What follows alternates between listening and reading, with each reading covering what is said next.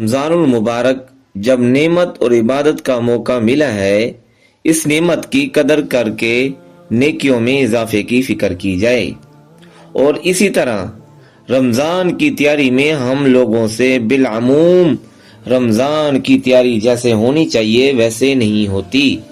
اس کی وجہ کیا ہے؟ اس کی پہلی وجہ ہم کو رمضان مبارک کی قدر کا احساس ہی نہیں کہ یہ کتنا عظیم مہینہ ہے۔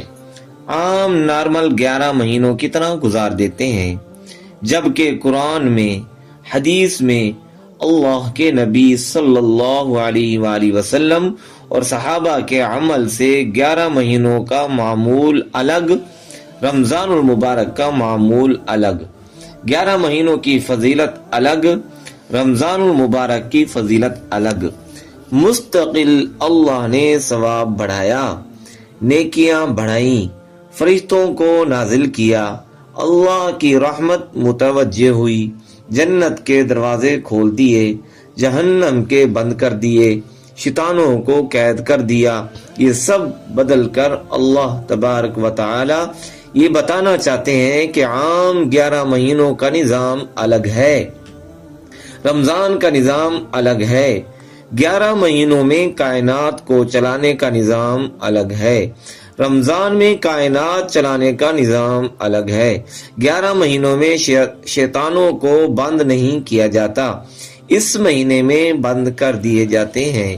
11 مہینوں میں جنت کے دروازے بند اور کھل نہیں جاتے، اس مہینے میں کھول دیے جاتے ہیں۔ کیا معلوم ہوا؟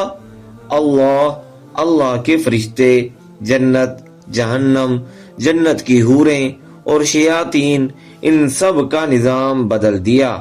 اللہ یہ بتانا چاہتے ہیں کہ تمہارا نظام بھی 11 مہینوں سے بدلا ہونا چاہیے، تمہارے معمولات بھی 11 مہینوں سے بدلے ہونے چاہیے۔ اس مہینے میں تمہارا کھانا، پینا، سونا، جاگنا بھی بدلا ہونا چاہیے اس مہینے میں۔ اور سنو، یہ سارا نظام بدلنا تمہارے لیے ہے، اور میں ساری کائنات کا نظام بدلا تمہاری عبادت کی خاطر، لیکن تم کتنے بے حس ہو کہ تم نہیں بدلے اپنی خاطر، تم اپنے نظام کو نہیں بدلا اپنی جنت کی خاطر اور اپنی آخرت کی خاطر۔